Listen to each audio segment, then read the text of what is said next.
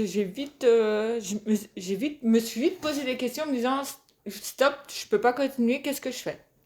Et du coup, ben voilà, qu'est-ce que je fais? Ben, je m'en vais ouvrir ma propre boutique. Génial. Et ça a été une décision pour toi assez simple à prendre d'ouvrir ta boutique ou il a fallu quand même faire un travail sur toi, prendre certains rendez-vous ou c'était vraiment Euh, acté quoi? ben, je me suis dit, de toute façon, qui ne tente rien n'a rien. De salarié à entrepreneur, du SMIC à millionnaire, Fille de Mars est l'émission du mois de mars à ne pas louper pour une bonne dose d'inspiration. Du 1er au 31, retrouve une femme par jour qui nous dévoile qui elle est, son histoire et des conseils de folie qui vont te faire passer au niveau supérieur. Fille de Mars, c'est des interviews exclusives avec des femmes d'horizons différents qui te montrent que tout est possible, que les femmes peuvent suivre leur propre chemin du moment qu'elles se choisissent et qu'elles passent à l'action. Bonjour et bienvenue dans ce nouvel épisode de Filles de Mars où aujourd'hui je vais mettre à l'honneur une personne que je connais depuis pas mal de temps maintenant et qui a eu un beau parcours et donc que j'aimerais pouvoir vous faire connaître. Bonjour Linda et bienvenue dans Filles de Mars. Et bonjour, c'est Anne. Comment vas-tu? Ben, très bien. Et toi? Parfait. Écoute, est-ce que tu pourrais te présenter en quelques mots pour ceux qui ne te connaissent pas encore? Eh ben, Linda, 45 ans bientôt, de Semur-en-Auxois et un parcours commercial. Et si tu devais te décrire en un mot ou une phrase, laquelle tu choisirais? Un peu folle, mais très réfléchie. Ouais, je vois très bien ce que tu veux dire. Et pourquoi ces mots-là, du coup? Oh bah alors là, c'est parce que ça me vient tout de suite à l'esprit. Qu'est-ce Côté qui... direct. Et bah, c'est très bien, c'est ce qu'on cherche. C'est ce qu'on cherche. Quel a été le moment clé de ta vie qui a marqué un tournant décisif pour toi? Ah, c'est à chaque fois que j'ai perdu un proche, j'ai changé de vie. Ok. Et ça a été, tu dirais, bénéfique malgré la douleur? Oui, parce que je repars à zéro à chaque fois et je recommence à chaque fois une nouvelle aventure. Donc là, ta nouvelle aventure, Alors là, non, la nouvelle aventure, heureusement, j'ai perdu personne. tant mieux. Mais j'ai failli me perdre de moi. Donc, Dans un sens, il a fallu que je me retrouve. et ben c'est très bien. Bravo à toi pour déjà tout ce que tu as créé, parce que malgré tout, tu pars de loin pour arriver là où tu es. Tu as travaillé pendant des années en tant que salarié, Ouais. et aujourd'hui, tu es... Patronne. Et ça te fait quoi du coup de dire ça? Un sentiment, alors le sentiment que j'ai eu quand j'ai ouvert ma boutique, une liberté, mais un souffle en fait. Je Ouais. me suis sentie mais tellement apaisée. Nos stress, je dors comme un bébé depuis. Alors que je faisais des crises d'angoisse, mais ouais, un sentiment de liberté, d'apaisement. Et quels ont été les obstacles que tu as dû surmonter pour en arriver jusqu'à cet apaisement, cette liberté que tu ressens aujourd'hui? Alors les étapes, j'ai comme vécu quand même comme un harcèlement moral de la part de certains de mes supérieurs avant. Mhm. Je l'ai ressenti comme ça et il a fallu quand même que ma santé en joue Mm. pour que du coup j'ouvre les yeux et me dire stop et que je reparte pour avoir une vie pour moi-même et pas pour les autres. Ouais. Ça a été dur quand t'as appris que t'avais un... bah, que ta santé avait joué. Ouais, Ouais. ouais parce que là, moi j'ai jamais été en arrêt maladie. Mm. J'ai toujours, que je sois grippée, quasimodo ou quoi que ce soit, j'étais toujours au boulot. Mais là, il y a eu le moment déclencheur où du coup, il a fallu dire stop et rester chez soi calmement, reprendre une tension normale. Donc là, ça avait été trop loin et il a fallu que je me remette en question sur ça. Je te comprends totalement. Et je suppose que ça n'a pas été non plus facile pour toi bah, du jour au lendemain d'être arrêté, de te remettre en question sur le travail que tu faisais, alors qu'à la base, tu l'adorais quand même ce travail. Ah bah oui, bah moi je suis née pour faire du commerce, donc forcément, du coup, j'ai eu un sentiment d'échec en fait. Mm. Pour moi, ça a été, ouais, je l'ai mal pris au début, parce que je me suis dit, mais pourquoi je suis là chez moi? C'était comme un échec. Et puis en fait, ben, non, parce que ça m'a fait réaliser que en fait, les gens autour de moi, au niveau travail étaient des mauvaises personnes et que du coup, elles arrêtaient pas de me demander, mais jusqu'à me faire tomber. Ouais. Mais heureusement, tu l'as appris, je pense, à temps pour toi, pour ta santé. Et aujourd'hui, tu Ouais. peux enfin souffler, quoi. C'est ça, parce que j'ai vite, me suis vite posé des questions en me disant stop, je peux pas continuer, qu'est-ce que je fais? Et du coup, voilà, qu'est-ce que je fais? Je m'en vais ouvrir ma propre boutique. Génial. Et ça a été une décision pour toi assez simple à prendre d'ouvrir ta boutique ou il a fallu quand même faire un travail sur toi, prendre certains rendez-vous ou c'était vraiment acté, quoi? Ben, je me suis dit, de toute façon, qui ne tente rien n'a rien. Donc déjà, après avoir sa propre boutique, c'est quand même une fierté, parce que moi, je viens d'un monde d'ouvriers, donc du coup, jamais d'études, jamais machin, un ouvrier de père en fils, en fille. Donc du coup, de dire, ouais, j'aimerais un jour ouvrir ma boutique, on se dit, c'est n'importe quoi. Puis en fait de ça, je me dis, bah non, tiens, vas-y, t'as l'expérience, lance-toi. Et puis je me suis fait suivre en formation et en fait ça s'est fait nickel. Et du coup, parle-nous un peu de ta boutique. Qu'est-ce que c'est? Qu'est-ce que tu fais? C'est mon bébé. C'est ton bébé? C'est mon bébé et du coup, c'est à moi, c'est mes goûts, c'est un sentiment de fierté, du coup. Je fais ce que j'aime. C'est de l'art de la table et de la décoration. Donc, j'ai fait un mélange des deux parce que j'adore ça. Et parce que j'aime le côté convivial, j'aime le social. Donc, se retrouver autour d'une table, forcément, c'est au top. Et puis, j'aime la déco. Donc, j'ai fait un mélange des deux. Donc, avec des belles assiettes, des beaux verres, des magnifiques choses en fait où on peut se retrouver convivial et rester tous ensemble devant des belles choses. En fait, ça force les gens à communiquer entre eux et c'est ce que je voulais. Et du coup, voilà, c'est une vraie fierté à chaque fois que j'ouvre la porte. Je me dis, c'est à moi.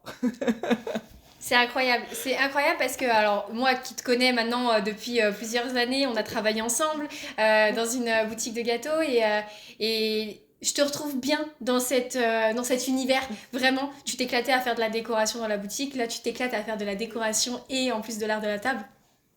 Quoi de mieux, quoi. C'est ça. Quoi de mieux pour toi, c'est incroyable. Donc aujourd'hui, est-ce qu'on peut dire que que tu vis librement pour Ouais. toi? Oui. Ouais. Je gagne rien du tout, mais je m'en fous, je suis libre. Je me sens tellement bien que du coup, c'est c'est un plaisir de se lever le matin. Il n'y a pas de stress à se dire oh là là, je vais être en retard, oh là là, il faudrait que je fasse ça avant l'ouverture, oh là là. Non, c'est no stress. Ouais, comme je dis, en fait, maintenant, j'arrive à dormir. On sent que ça, c'est un succès total pour toi. Le sommeil. Le repos, ouais, qui n'existait plus vraiment ces derniers mois, ouais. C'était devenu catastrophique, mes insomnies. Donc, du coup, non, aujourd'hui, j'ai vraiment la liberté ouais, d'être moi-même et de vivre ce que j'ai envie, en fait. Ouais. De pas faire pour les autres. Je fais pour moi. Et ça change? Je veux Ouais. dire, est-ce que ça change une vie de faire les choses pour soi et plus pour les autres? Ouais, oui. Parce que s'il faut dire non ou merde, eh ben, on le dit. Et ça fait du bien. Ça fait un bien incroyable. Je te comprends. Ou de marmonner dans son coin parce que du coup, on peut pas dire merde à une responsable et que du coup, on marmonne dans son coin en la traitant de connasse. mais aujourd'hui, il n'y a plus de ça en fait. Il y a plus de négativité autour de moi, donc du coup, forcément, c'est apaisant. Ah, je te comprends.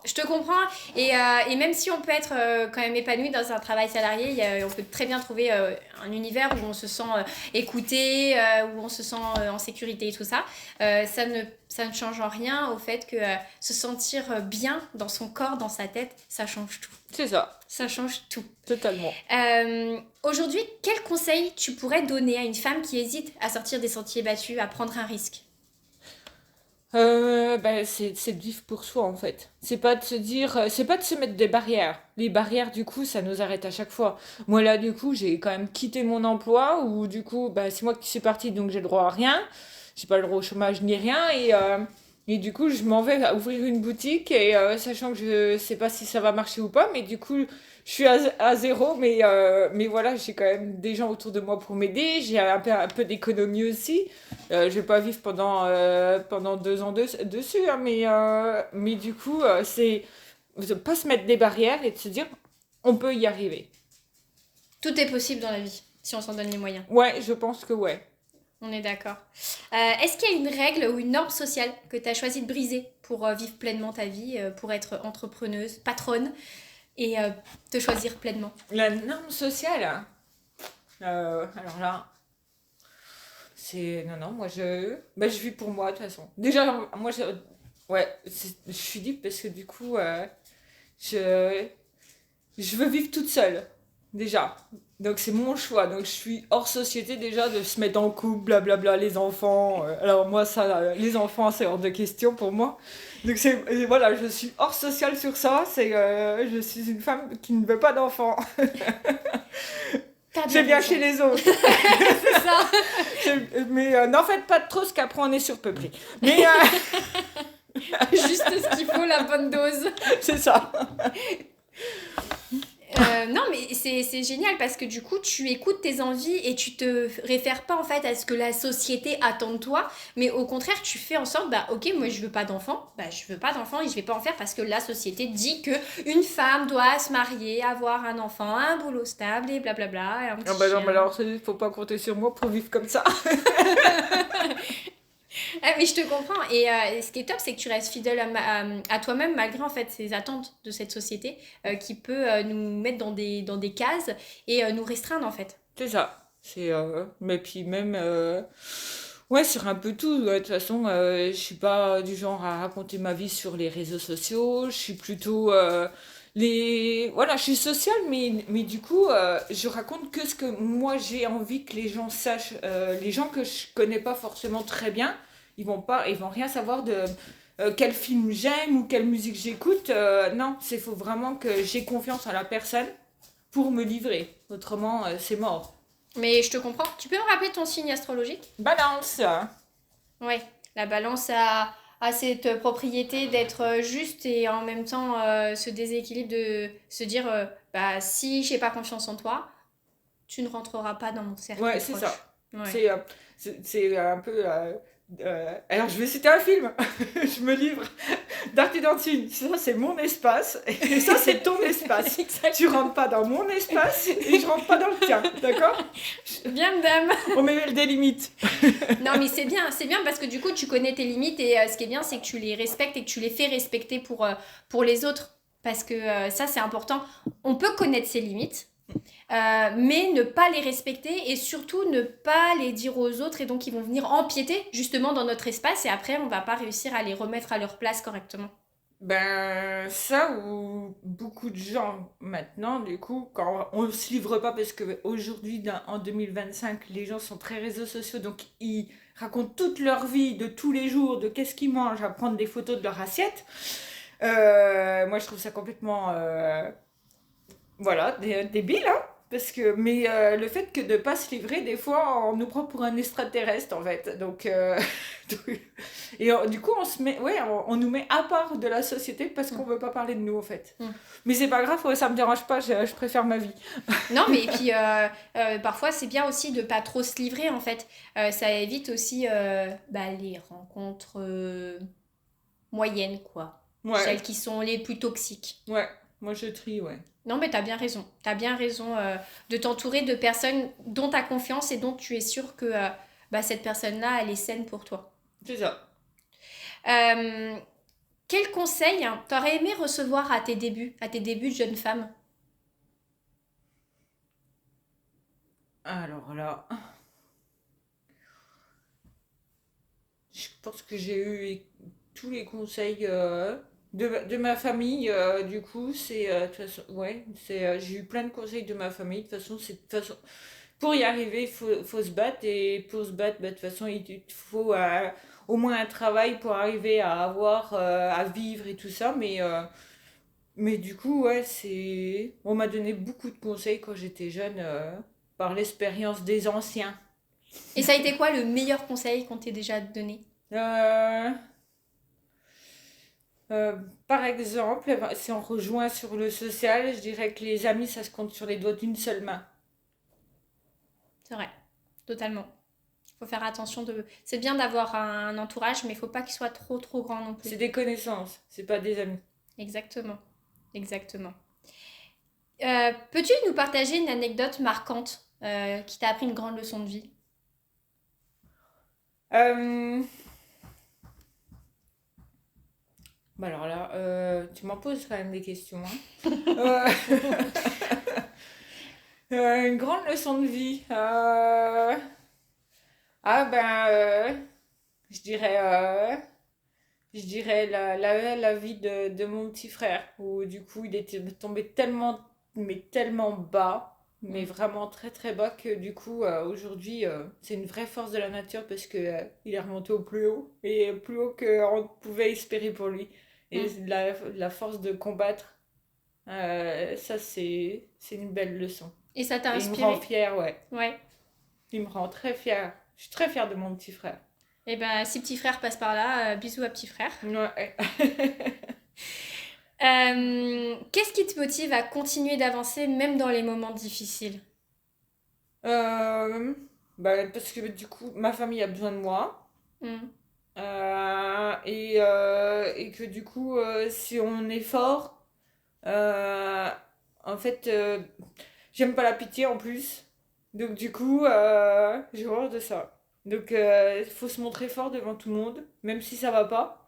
Et comme ça, ben, on pleure dans notre lit, personne ne le voit. Et comme ça, du coup, les gens s'inquiètent pas pour nous. Et ce qui fait que ben, le matin de se lever et de se dire on est fort, il faut mettre les soucis de côté, ça nous rend combatifs aussi. De te détacher un peu de, voilà, de cette négativité qui peut venir dans ta vie, ça te permet, toi, d'avancer dans les moments les plus difficiles Ouais, et de continuer de te battre et d'être heureuse et de vivre c'est pleinement ça. tes rêves. On n'enlève pas la négativité, on la gère à notre propre niveau à nous, mais il faut pas l'effacer, faut la surmonter, puisque autrement elle reste dans une petite case dans le cerveau, et une petite case, une petite case, une petite case, après on déprime. Et moi non, il faut qu'il y ait qu'une seule case, je l'ai résolue, et après s'il y en a une autre qui apparaît, elle sera pas en même temps que l'autre. Étape par étape. Étape par étape, toujours.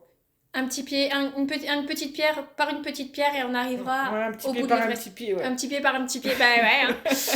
Hein. Où est-ce que tu te vois dans 5 à 10 ans? C'est quoi tes rêves un peu pour l'avenir? Ben, toujours dans ma boutique. Et puis avec un succès phénoménal. Non, et je voudrais que du coup les gens ils voient ma boutique comme une boutique exceptionnelle dans la région en fait. Ça serait une vraie fierté.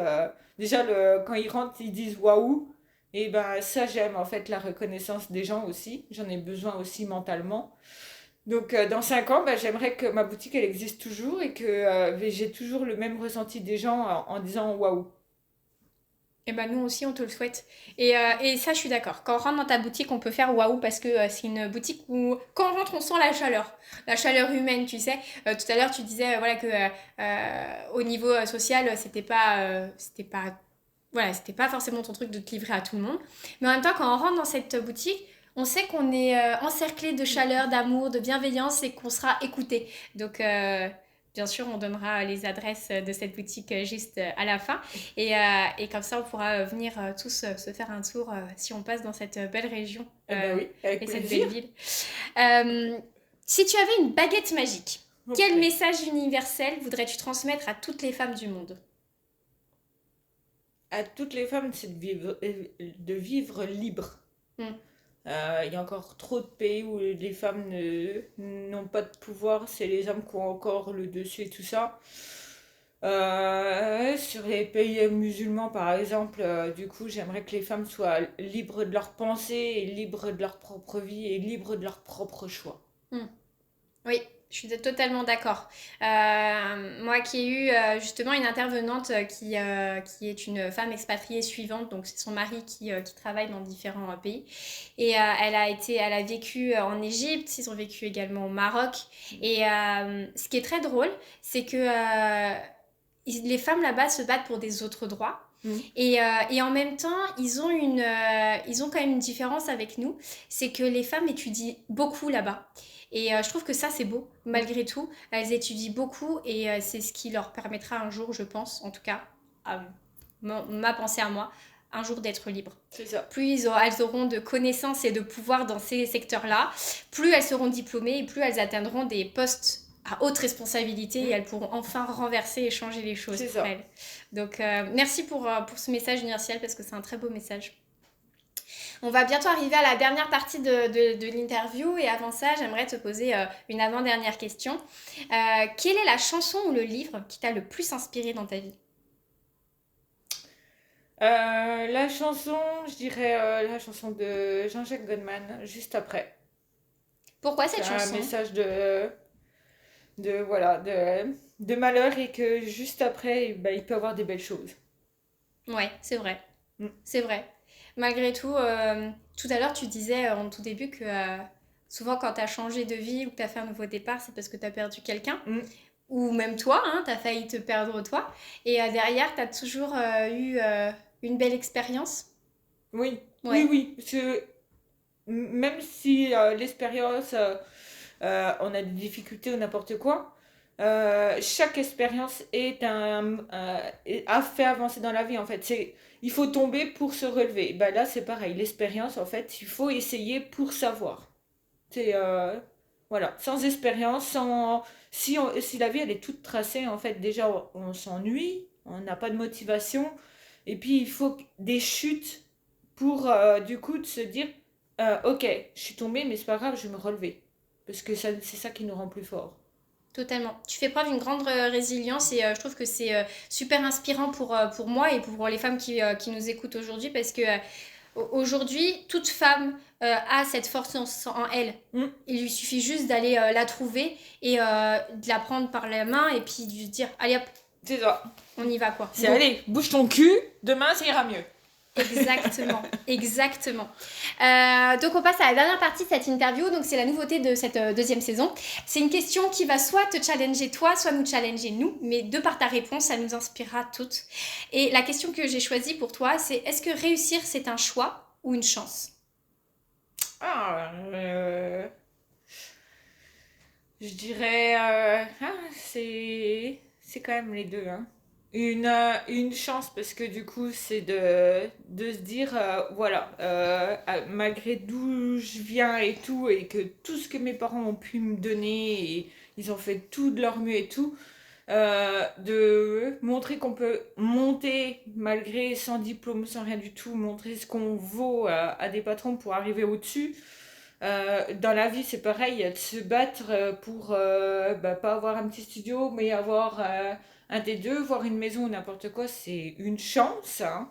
Donc du coup c'est une fierté et un choix. Et puis le choix aussi de se battre, se dire et pourquoi on rêverait pas d'avoir une vie meilleure. Donc c'est de se battre, de se dire allez, on a le choix, soit on reste à un petit niveau ou en se disant de toute façon je suis fille d'ouvrier, je reste ouvrier, ou on a le choix de se dire pourquoi je viserais pas un peu plus haut. Et moi du coup je vise les étoiles. Elle va continuer de les viser parce que je sais que tu finiras par les atteindre. En tout cas, merci pour cette réponse et je suis totalement d'accord avec toi sur le fait que, de toute façon, ne pas choisir est aussi un choix dans tous les cas. Si tu ne choisis pas de réaliser ta vie, de vivre ta vie, c'est ton choix. Mais derrière, ne viens pas te plaindre que ça ne te satisfait pas. C'est ça. Fais un autre choix dans ta vie. C'est ces choix qui font avancer notre vie et c'est pas les autres qui doivent décider à notre place. Exactement, totalement d'accord avec toi. C'est notre propre vie. Et puis, quand on arrivera sur notre lit de mort, on pourra simplement dire soit je suis fière de ma vie, j'ai réalisé tout ce que je voulais réaliser, soit je regrette. Malheureusement, les regrets... Ben, les regrets seront toujours là jusqu'à la mort. Exactement. En tout cas, je te remercie beaucoup d'avoir participé à ce projet Filles de Mars. Je vais te laisser la parole si tu as une dernière chose à dire. En attendant, moi, je remercie toutes nos auditrices aujourd'hui qui nous ont écoutés. Si vous avez envie de potentiellement vous-même partager ou faire des réactions par rapport à ce qui a été dit dans cette interview, je vous invite à laisser un commentaire. Et bien évidemment, vous pouvez retrouver Linda à Semur-en-Auxois. Donc, la boutique se nomme Inspiration gourmande. Elle se trouve au 5 rue Notre-Dame, à côté de la collégiale. Donc venez me voir, ça me fera super plaisir. Et puis vous pourrez me parler d'Océane aussi, je dirai rien. En tout cas, je te remercie beaucoup. Et puis, bien évidemment, je vous mettrai les liens pour trouver sa boutique. Et puis, évidemment, le profil de sa boutique où vous allez pouvoir trouver beaucoup de choses. Et moi, j'ai hâte de voir ton évolution, de voir cette boutique grandir et en parler dans les 4 coins de la Bourgogne pour commencer. Et peut-être de la France. Qui sait? On ne sait jamais. Et on ne sait jamais. À bientôt, Linda. À bientôt, Michette.